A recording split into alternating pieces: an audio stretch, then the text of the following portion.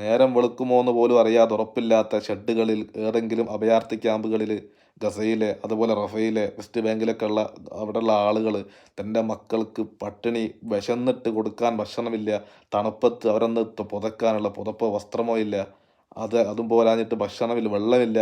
അങ്ങനെ അങ്ങനെ കഴിയുന്ന പിഞ്ചു കുഞ്ഞുങ്ങൾ നേരം വെളുക്കുമോ എന്ന് പോലും അറിയില്ല.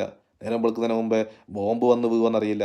അഭയാർത്ഥി ക്യാമ്പെന്നില്ല, സ്കൂളെന്നില്ല, ഹോസ്പിറ്റലെന്നില്ല. ഇത്തരത്തിൽ അടിച്ച് തകർത്ത് എല്ലാ സ്ഥലത്തും കൊണ്ട് ബോംബിട്ടിട്ട് എവിടുന്നോ കിട്ടിയ റൊട്ടി കഷ്ണം ആ പിഞ്ചു കുഞ്ഞിൻ്റെ അണ്ണാക്കിലേക്ക് വെച്ചു കൊടുക്കുമ്പോൾ ആ പാത്രത്തിലേക്ക് ബോംബിട്ടിട്ട് ആ പിഞ്ചു കുഞ്ഞിൻ്റെ തല അന്തരീക്ഷത്തിലൂടെ തെറിക്കുന്നത്, പൊട്ടിത്തെറിക്കുന്നത് കണ്ടുകൊണ്ട് ചിരിക്കാൻ കഴിയുന്ന ഒരു കാബാലിക സംഘം ഇന്ന് ലോകത്ത് ജീവിച്ചിരിക്കുന്നുണ്ടെങ്കിൽ അത് ഓൺലി IDF മാത്രമാണ്. ഇസ്രായേലിൻ്റെ ആ സംഘം മാത്രമാണ്. അവർക്ക് അതിന് സാധിക്കുമോ? മനുഷ്യത്വം തൊട്ട് തീണ്ടിയിട്ടില്ലാത്ത ഒരു വിഭാഗം ഇന്ന് ലോകത്ത് ജീവിച്ചിരിക്കുന്നത് നമ്മൾ കണ്ടതല്ലേ. എന്തെല്ലാം നമ്മൾ കണ്ടു. ഹോസ്പിറ്റലിലേക്ക് പോകുന്ന ആംബുലൻസിനെ ലോകത്താരെങ്കിലും ചെയ്യുമോ? ഹോസ്പിറ്റലിലേക്ക് രോഗിയുമായി പോകുന്ന ആംബുലൻസ് തകർക്കുക.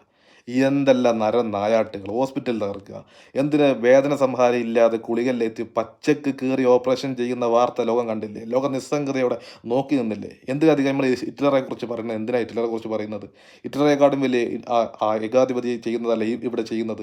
അതുകൊണ്ട് തന്നെയല്ലേ 124 രാജ്യങ്ങൾ അദ്ദേഹത്തിന് യാത്രാവിലക്ക് അദ്ദേഹം വന്ന് അറസ്റ്റ് ചെയ്ത് ഹേഗിലെ കോടതിയിൽ ഹാജരാക്കണം. അറസ്റ്റ് വാറണ്ട് പുറപ്പെടുവിച്ചിരിക്കുന്നത് എന്തുകൊണ്ടാണ്? ഇത്തരത്തിലുള്ള നായാട്ട് നടത്തിയതിൻ്റെ പേരിലാണ്. ഹിറ്റ്ലർ ചെയ്തത് തന്നെയല്ല ഇതും ചെയ്യുന്നത്, വംശഹത്യ ചെയ്തുകൊണ്ടിരുന്നത്. ലോകം വന്ന് മൗനം അവലംബിച്ചെങ്കിൽ ആ കുറ്റകരമായ മൗനം എന്ന് നമ്മൾ കാണാണ്. ഇത്തരത്തിൽ അവിടെ എന്തിന് ഈ ഹോസ്പിറ്റലിൽ ടോർച്ച് അടിച്ചുകൊണ്ട് മനുഷ്യൻ ഓപ്പറേഷൻ ചെയ്തുകൊണ്ടിരിക്കുന്ന ഡോക്ടറുടെ നെഞ്ചത്തേക്ക് വെടിവെക്കാൻ ഒരു മനുഷ്യന് സാധിക്കുമോ? അത് അവർ ചെയ്തിട്ടുണ്ട്. അവിടെയുള്ള രോഗികളെ, ഓക്സിജൻ സിലിണ്ടർ പിടിച്ചിരിക്കുന്ന പാവപ്പെട്ട രോഗികൾ, പ്രായമുള്ളവർ, നമുക്കൊക്കെ പ്രായമുള്ള മാതാപിതാക്കളില്ലേ, നിങ്ങൾ ഓർത്ത് നോക്കിയേ, കുഞ്ഞുങ്ങളില്ലേ, അതിനൊന്നും നിങ്ങൾ ഓർത്ത് നോക്കി. നിങ്ങൾ അത്തരത്തിലുള്ള പ്രായമുള്ള ഓക്സിജൻ സിലിണ്ടർ പിടിച്ചിരിക്കുന്ന രോഗികളുടെ നെഞ്ചത്തേക്ക് വെടിവെച്ചിട്ട് ആ ഹോസ്പിറ്റലിൽ ശവപ്പറമ്പാക്കിയില്ലേ? എത്ര ഹോസ്പിറ്റലുകൾ, എത്ര സ്കൂളുകൾ, അങ്ങനെല്ലാം അരച്ച് പെറുക്കിയിട്ട് ഇപ്പോൾ അമേരിക്കൻ പ്രസിഡന്റ് പറഞ്ഞിരിക്കുക ഞങ്ങൾ കൂടി ഇപ്പോൾ ഗസ ഏറ്റെടുക്കാൻ പോവുകയാണ്. എന്തിനാ?